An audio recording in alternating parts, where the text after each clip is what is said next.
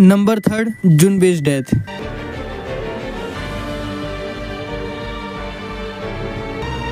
तो जैसे कि हम सबको पता है, यूजी को जुनबे से मिले हुए सिर्फ 2 दिन हुए थे, पर लेकिन वो जुनबे के साथ इतना अटैच हो गया था कि लिटरली उसको उसके अलावा और कोई दोस्त दिखता ही नहीं था, क्योंकि इस टाइम पे वो फुशिगोरो और नोबारा दोनों से लगता, और उसने जुनबे के साथ इतना टाइम स्पेंड करा था कि वो लिटरली उसके साथ कनेक्ट करने लगा था यूजी, क्योंकि यहाँ पे यूजी उसके साथ में खेल रहा है, कूद रहा है, उससे बातचीत कर रहा है, उसके घर में जाके खाना खा रहा है, लिटरली उसको इतना साथ दे रहा है। पर लेकिन जैसे माहितो जुनबे को कर्स बनाता है, यहाँ पे उसके आंखों में से आंसू आने लग जाते हैं। लिटरली जो जुनबे वो खुद स्पिरिट होने के बावजूद भी उसकी आंखों में से आंसू आता है, वो दोनों एक दूसरे को रोने लग जाता है। यहाँ पे यूजी इतना बेबस बन जाता है ना, वो सुकुना से भी हेल्प मांगता है कि उसको ठीक करने के लिए, पर लेकिन यहाँ पे सुकुना मना कर देता है।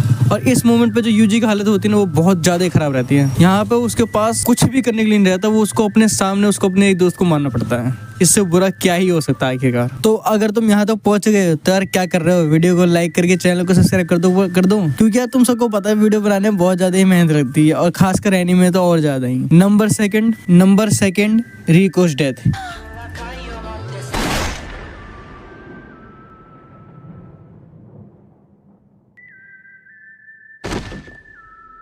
ये डेथ सिर्फ किंजाकू के लिए फायदेमंद नहीं थी, लिटरली यहाँ पे टेंगिन के साथ भी बहुत बुरा हुआ था, क्योंकि स्टार प्लाज्मा वेसल हर बार जब भी आती तो उसे हर बार किंजाकू किसी न किसी वजह से मार ही देता है। इस बार बिल्कुल ऐसा सीन हुआ, क्योंकि जब स्टार प्लाज्मा वेसल को यहाँ तक ले आया था गेतो, फिर उसके बाद जब उसे तोजी मारता है, वो भाई मूवमेंट इतना ज्यादा ही इमोशन था कि पूछो मत। इसके ऊपर इतनी सारी आइडियाज है, मैं क्या ही बताऊं कि तुम जिसकी इतनी हेल्प कर रहे हो उसको वहां तक लेकर आए हो, पर लेकिन एंड मोमेंट पे वो काम होते होते नहीं हो पाता ना, इससे ज्यादा बुरा कुछ हो ही नहीं सकता। यहाँ पे गेतो अपने सामने उसे यहाँ तक ले आता है टेंगिन से मिलाने के लिए, और उसके साथ तैयार हो जाता है कि उसको वापस ले जाने के लिए, पर जैसे ही तोजी उसे गोली मारता है ना भाई, इतना ज्यादा उसका मूवमेंट रहता है कि पूछो मत। फिर उसके बाद जब गोजो आके देखता है कि भाई रिको मर चुकी है, वो यहाँ पे टूट जाता है। यहाँ पे गोजो बिल्कुल भी नहीं सोचता इन सारे लोगों को मारने के लिए, वो चाहता था यहाँ पे चुटकियों में इन सारे लोगों को खत्म कर देता है सेकंड भर के अंदर, पर लेकिन वहाँ पे इन सबको छोड़ देता है कि अब इनकी क्या ही गलती, क्योंकि जिसको मारना था उसको तो वो पहले ही मार चुका है। और ये मोमेंट बहुत ज्यादा इमोशनल था। नंबर फर्स्ट को जाने से पहले मैं तुम्हें बता एक चीज कंसिडर कर दे रहा हूँ। तुम कह रहे हो कि इसमें ननामी और गोजो की डेथ क्यों नहीं है,